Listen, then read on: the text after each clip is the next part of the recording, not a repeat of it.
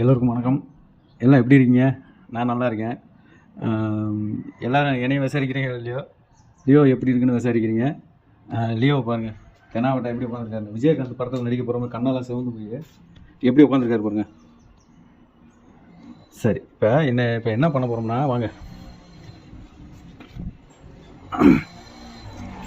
அதாவது இப்படி உட்காந்து, அதாவது எனக்கு சின்ன வயசுலேருந்து நிறையா செடி மரங்கள்லாம் வளர்க்கணுன்னு ஆசை. உங்களுக்கு எல்லாத்துக்கும் தெரியும், நிறைய வீடியோக்களை காட்டியிருக்கேன். அது என்ன ஆச்சுன்னு பார்த்தீங்கன்னா, நம்ம லியோ வந்ததுலேருந்து, நான் ஏற்கனவே நிறைய டைம் சொல்லிட்டேன், லியோ வந்ததுலேருந்து செடிகளை வளர்க்க முடியல. முன்னாடி வீடியோவில் பார்த்தீங்கன்னா தெரியும், இந்த இடத்துல ஒரு 2 தொட்டி இருந்துச்சு. அதெல்லாம் ஒடிக்க ஆரம்பித்தோடனே அந்த செடியை எங்கே வச்சுருக்கோன்னு பாருங்கள். இது நல்லா க்ளோஸ் ஆகாது. இந்த பாருங்க, இது அதுவாக வளர்ந்தது. இது உண்மையான செடி. இந்த செடி எவ்வளோ அழகாக இருந்துச்சு. லியோ ஒடிக்க விட்டியும், இந்த பாருங்க தெரியுதா, ஒடிக்க விட்டியும் இங்கே தூக்கி வச்சுருக்கோம் அதை டேபிளில். அப்புறம் இதை என்ன பண்ணிடுச்சுன்னா, இதையும் வந்து சின்ன சின்ன துண்டாக கட் பண்ண விட்டியும், இதையும் தொட்டியில் இங்கே வச்சுட்டோம் மேட்டில். இங்கே பாருங்கள், இது கிட்டத்தட்ட ஒரு 2-3 வருஷமாக நல்லா வளர்ந்துருந்த செடி. லியோ செஞ்ச அட்டுவலிக்கு பாருங்கள், உடஞ்சி துண்டு துண்டாங்க பாருங்க. அப்புறமா சரி, ஓகே, நிறைய செடிகள் வளர்க்கணுன்னு இந்த க்ரோ பேக் அதெல்லாம் வாங்கி வச்சுருந்தேன். நம்ம லியோ வர விட்டியும் இதை கொஞ்சம் கைவிட்டாச்சு. சரி, ஓகே, செடிகளை தான் ஒடிக்குது. அப்புறம் கமாண்டில் கூட ஒரு சிலர் சொன்னாங்க, பப்பீஸ், அதாவது 1 வருஷம் நாய்கள் வந்து 1 வருஷம் வர வரைக்கும் அதுக்கு மெச்சூரிட்டி இருக்காது, அதை கடிக்க தான் செய்யும்னு சொன்னாங்க. நமக்கும் லைட்டாக அப்பப்போ சின்ன கோபங்கள்லாம் வந்துச்சு, என்னடா அப்படி ஆசைப்பட்டு வளர்த்த செடியெல்லாம் கடிக்குதுன்னு சொல்லிட்டு. அப்புறம் பாருங்கள், இங்கே பாருங்கள், நம்ம வீட்டு முன்னாடி இந்த செடி எவ்வளோ அழகாக இருந்துச்சு. இதோட நிலைமை பாருங்கள், துண்டு துண்டாக கட் பண்ணிடுச்சு. அப்புறமா சரி வெறும் செடி தான் இருந்துட்டு போகுதுன்னு விட்டால், இந்த மண்ணை பூரம் பறித்து கீழே போட்டுருது. மண்ணை பூரம் பறித்து போட்டுருது. இந்த பக்கம் இருந்த செடியை அங்கேயே நடக்கும், இங்கே இருந்த செடியும் துண்டு துண்டாக கட் பண்ணிடுச்சு. இப்போ நீங்கள் முன்னாடி வீடியோவில் பார்க்கும்போது இந்த 2 இடத்தையும் தூரத்தில் இந்த அங்கேருந்து இங்கே பார்க்கும்போது அழகாக ஒரு அந்த செடி 2 இருக்கும்போது சூப்பராக இருக்கும். இப்போ வெறிச்சோடி இருக்குது. சரி, இப்போ என்னன்னு கேட்டிங்கன்னா, நம்ம வீட்டு முன்னாடி இப்படி வந்து காட்டேன். நம்ம வீட்டு முன்னாடி அங்கேருந்து பார்த்தோம்னா அழகாக அந்த 2 செடி அழகாக இருக்கும். பார்க்குறதுக்கு ஒரு மனசுக்கு ஒரு என்ன சொல்கிறது, எவ்வளோ கோபமாக வீட்டுக்கு வந்தாலும் அந்த செடியை பார்த்தோன்னே ஒரு சந்தோஷமாக இருக்கும். மனசே அந்த கோபமே மாறிடும். அதேமாதிரி இங்கே 2 செடி வச்சுருந்தோமா, அந்த செடி எல்லாம் போச்சு. இப்போ பாருங்கள், இந்த வர்ஷினியும் நம்ம தீபக்கும் வந்து இந்த இடத்துல இந்த மாதிரி வச்சு செட் பண்ணியிருந்தாங்க. நிறைய பூச்செடிகள் வச்சுருந்தாங்க இந்த மாதிரி, அதாவது டேபிள் ரோஸ்ன்னு சொல்லுவோம் இல்லையா. இப்போ இன்றைக்கி காலையில் நடந்தது, இந்த தொட்டியை வந்து பறித்து விட்டு தட்டி விட்டுருச்சு கீழே. அதை அந்த வீடியோவில் காட்டுற பாருங்க. இது தட்டி விட்டு இந்த ஃபுல்லாக மண். அதுக்கப்புறம் இவங்களுக்கு தினம் வீட்டில் அம்மாவுக்கு என்ன வேலைன்னு கேட்டிங்கன்னா, லியோ என்ன பண்ணிருச்சுன்னு கதவை திறந்து எட்டி பார்க்கணும். எட்டி பார்த்துட்டு பார்த்தா ஏதாவது ஒரு அட்டூழியம் பண்ணி வச்சுருக்கோம். இன்றைக்கி வந்து பார்த்தா இந்த தொட்டியை தட்டி விட்டு ஃபுல்லாக மண். இது பாருங்க, கழுவி விட்டுருக்கா பாருங்க, ஃபுல்லாக தினம் கழுவி விடுறது தான் வேலையை. அப்புறமா என்ன பண்ணிடுது, முதல் லியோ வந்து அங்கிட்டு போய் 1க்கு 2 போக இப்போ கொஞ்சம் இங்கேனே உட்காந்துக்குது, சோம்பேறித்தனப்படுது. ரைட்டு, இது ஒரு பிரச்சனை.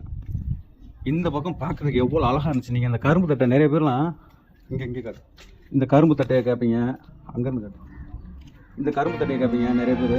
இந்த செடிகள் எப்படி இருக்குன்னு கேட்பீங்க. இதோட நிலைமை பார்த்தீங்கன்னா, இது ஃபுல்லாகவே லியோ ஒடிச்சு விட்டது. இந்த ரோஸை பாருங்கள், இங்கே வந்து பக்கத்தில் க்ளோஸாக கேட்டேன். இந்த ரோஸ் செடி முள் வச்சது பாருங்கள், எப்படி துண்டு துண்டாக கடிச்சிருக்கேன். அந்த கடிச்சது பாருங்களேன், தெரியுதா, துண்டு துண்டாக கடிக்குதுங்க. எதாக இருந்தாலும் சரி கடிச்சு எரிஞ்சிடுது. அப்புறமா இந்த பலகை இந்த இடத்துல ஏன் வச்சிருக்கேன்னு கேளுங்க. இங்கே பாருங்க, மண்ணை பறித்து, இங்கே இருக்க மண்ணை பறித்து வெளியே விட்டுருக்கு. சரி, மண்ணை பறித்து வெளியே விட்டால் பரவாயில்ல, அந்த மண்ணை பறித்து விட்டு அந்த மண்ணிலே படுத்து உடம்பு கூட மண்ணாக்கிட்டு வந்துருக்கு. அதனால் இந்த இடத்துல பறிக்கக்கூடாதுன்னு வச்சேன். சரிங்கிட்ட செடி இருக்கிறது பறிக்காதுன்னு நினச்சேன். இங்கே வந்து பாருங்கள், இந்த மணி பிளான்ட்டை பூரா பிடிங்கி எரிஞ்சதெல்லாம் பறிக்க ஆரம்பிச்சிருச்சு. சரி, இது அடுத்து கொஞ்சம் லாங் சைட்லேயே விடுறேன்.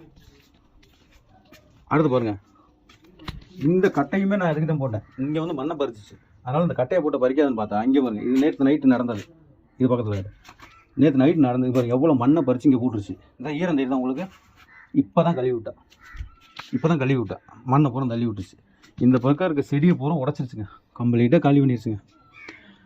இப்போ லியோ வந்ததுனால என்ன ஒரு பிரச்சனைனா, நான் ஆசைப்பட்டு வளர்த்த செடி கிட்டத்தட்ட 2-3 வருஷம் வளர்த்த செடிகளை பூரா காலி பண்ணிடுச்சு.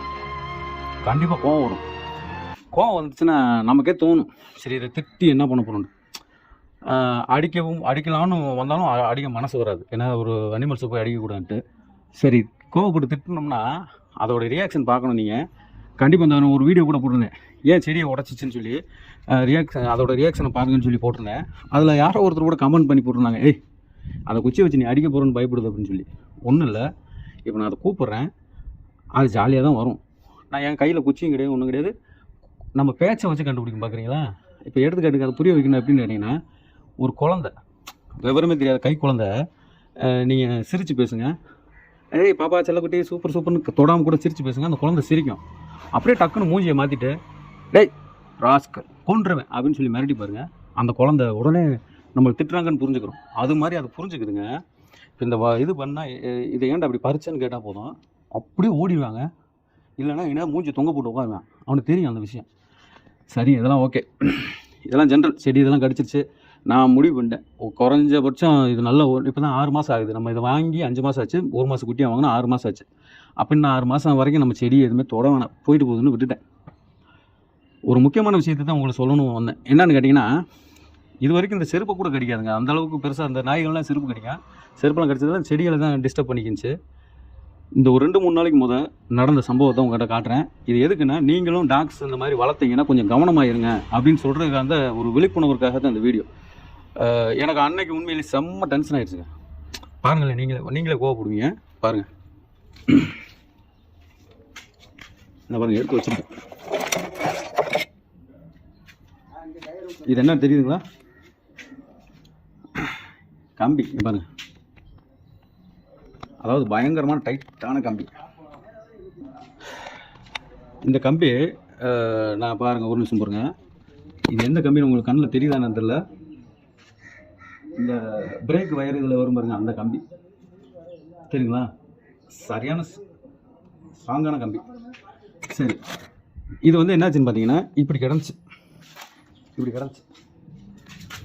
இது ஏதோ குச்சின்னு நினச்சி அவள் கண்டுக்கலை வீட்டில். நான் வந்து அன்றைக்கி போங்க, வெயில் சரியான வெயில். சரி, இதை ஏன் இப்படி வச்சுக்கிட்டு பேசுகிறேன்னு கேட்குறீங்களா. மைக்கு வந்து நம்ம ஒரு மைக் வாங்கியிருந்தோம் ஹாலிலேண்டில், M1ன்னு சொல்லி, லார்க் M1ன்னு சொல்லி ஒரு மைக் வாங்கியிருந்தோம். அது அவ்வளோதான், வாங்கி ஒரு 6 மாதம் கூட இருக்காது, போச்சு. அதனால் கிட்டத்தட்ட நிறைய வீடியோகள் எடுக்க முடியல, எல்லா வீடியோவுக்கும் டப்பிங்கும் கொடுக்க முடியாது. டப்பிங் கொடுக்குறது கூட அந்த போயா மைக்குன்னு சொல்லி அது 2 வாங்கினேன், அதுவும் போச்சு. அப்புறம் இந்த டிஜேனா என்னமோ ஒரு மைக்கு, அது ஒரு வயர்லெஸ் மைக்கு, அதுவும் போச்சு. இப்போ நான் ஆர்டர் பண்ணியிருக்கேன், 1 வாரம் ஆகுமா, அது வரைக்கும் வீடியோ போட முடியாது. அதனால் மைக்குக்காக இந்த இதை வச்சு பேசிகிட்டு இருக்கேன். சரி ஓகே, என்னாச்சுன்னு பார்த்தீங்கன்னா, அங்கே பாருங்கள், சுருட்டி வச்சுருக்கேன்.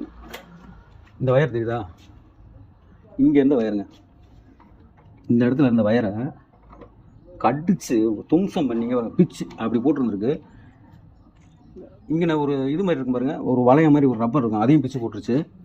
இதுக்குள்ளே இருந்த அந்த வயரை தாங்க இதை உருவி போட்டுருக்கு. இதுக்குள்ளே இருந்த வயரு உருவி கீழே போட்டுருச்சு. இது வந்து 2 நாளைக்கு நடந்த சம்பவம். என்னடா இப்படி வயரை உருவி போட்டுருச்சு. எனக்கு வந்து என்னென்னா, தம்பி காலேஜ் போயிட்டேன், இது பண்ணிட்டேன். இது என்ன வயர், பிரேக் வயரா என்னன்னு எனக்கு சரியாக தெரியல. ஏன்னா இந்த வண்டிகளை பற்றி நம்ம ஓட்ட தெரியும், மற்ற மெக்கானிக் வேலையெல்லாம் நமக்கு தெரியுது. பிரேக் வயரா என்னடான்னு யோசிச்சுக்கிட்டு இருக்கேன். யோசிச்சுட்டு அப்புறமா இப்படி தம்பி யோசிச்சுட்டு பார்த்தா, இது வந்து என்னன்னு பார்த்தீங்கன்னா ஸ்பீடா மீட்டர் வயர். இந்த ஸ்பீடா மீட்டர் வயர்ன்றதை கண்டுபிடிச்சிட்டேன். சரி அப்படியே வாங்க, அடுத்த நாள் என்னாச்சுன்னா, இந்த பாருங்க, இந்த வயர் இங்கிட்டும் வயர் இருக்குல்ல, இதை கடிச்சிருமோ என்னமோன்னு பயந்துக்குந்தேன். அடுத்து நான் கண்டிப்பாக இதை கடிக்கும்னு நினச்சேன், அதேமாரி கடிச்சிருச்சு. துண்டாக மட்டும் ஆக்கலை, அதை காட்டுறேன் பாருங்கள். இங்கே பாருங்க, தெரியுதா, நல்லா பார்த்தா தெரியும், தெரியுதா, கடிச்சிருச்சு. இந்த வயர் துண்டாயிடுச்சு தெரியுதா, இதை கடிச்சிருச்சு. இப்போ இன்றைக்கி ஒரு நாள் சந்தர்ப்பம் கொடுத்தோன்னு துண்டாகிட்டோம். என்னன்னு கேட்டால், இந்த லியோ வந்து இப்போ இந்த வயர்களையும், அதாவது வண்டி நிப்பாட்டக்கூடிய வயரு இதெல்லாம் கடிக்க ஆரம்பிச்சிருச்சு. இது எதுக்கு சொல்ல வந்தேன்னா, நீங்களும் உங்கள் வீட்டில் பப்பீஸ் வளர்க்கலாம். இது ஏன் இப்படி கடிக்குதுன்னு தெரியல. அது குட்டின்றது, அதாவது குட்டியில் கடித்தா கூட பரவாயில்ல. இப்போ 6 மாதம் குட்டி ஆகியும் கூட, இப்படி 6 மாதம் குட்டி ஆகியும் கூட கடிச்சிட்ருக்கு. இது எதுக்கு உங்கள்கிட்ட சொல்லுவாங்கன்னா, நீங்கள் வளர்க்கக்கூடிய பப்பி இந்த மாதிரி நீங்கள் வச்சுருக்க வண்டியோட பிரேக் வயர் எதையும் கடிச்சிட்டு வண்டியில் ஓடி போகும்போது பிரச்சனை வந்துட வாய்ப்பு இருக்குது. அதனால் பப்பிகள் வளர்த்தா கண்டிப்பாக வண்டியில் இருக்க வயரவோ ஏதோ முக்கியமான ஸ்பேர் பார்ட்டவோ கடிச்சிருச்சா என்னன்னு செக் பண்ணிக்கிட்டு அப்புறம் கிளம்புங்க. ஏன்னு கேட்டால் அன்றைக்கி நான் ஸ்பீடாமீட்டர் வயர்னு தெரிஞ்சுக்கிட்டேன். அதனால் எனக்கு பிரச்சனை இல்லை. இதே பிரேக் வயர் இதாக இருந்தால் கூட கொஞ்சம் பிரச்சனை தான். நம்ம ஊரில் பார்க்காம போய் டக்குன்னு பிரேக் பிடிச்சோன்னா எல்லாம் போய் மோத வேண்டியதான். நம்ம ஆசைப்பட்டு ஒரு ஜீவனை வளர்க்க அந்த ஜீவன் என்னென்ன துன்பம் கொடுக்குது பாருங்க. ஒன்று செடிகளை பூரா நம்ம ஆசைப்பட்டு வளர்த்த செடிகளை பூரா கொள்ள ஆரம்பிச்சிருச்சு. ப்ளஸ் நம்மளுக்கே ஆப்போக்கி திட்டம் போட்டுருச்சு.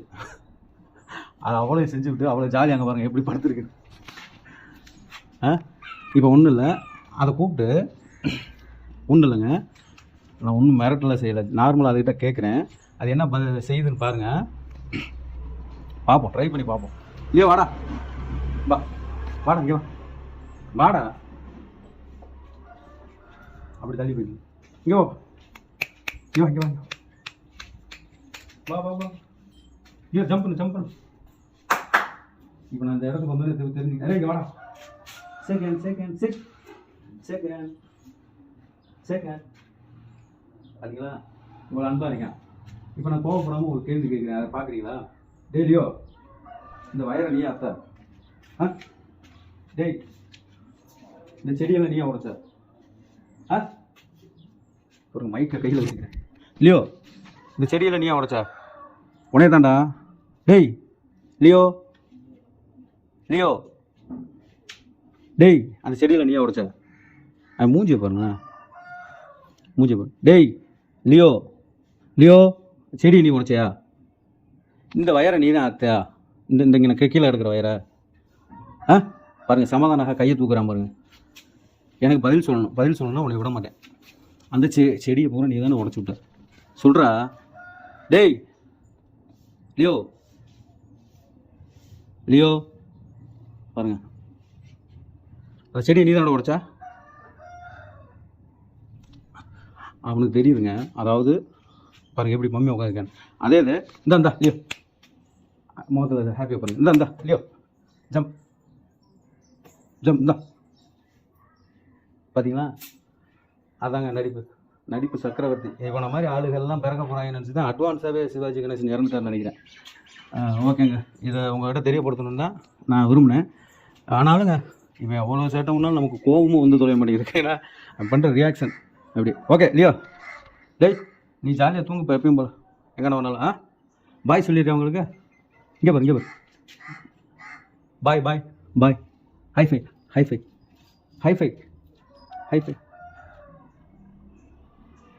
அவனுக்கு புரியுது நம்ம கோபத்தில் இருக்கோம் அப்படின்ட்டு. சரி ஓகே ஃப்ரெண்ட்ஸ், இதை தான் நான் சொல்ல விரும்பினேன். என்னென்னு கேட்டிங்கன்னா, ஏன்னா இது முக்கியமான விஷயம். நம்ம ஒரு ஆசைப்பட்டு ஒரு ஜீவன் வளர்ப்போம், அது வண்டியில் இருக்க பிரேக் வயர் இதுகளை கடிச்சிக்கிச்சுன்னு வைங்க.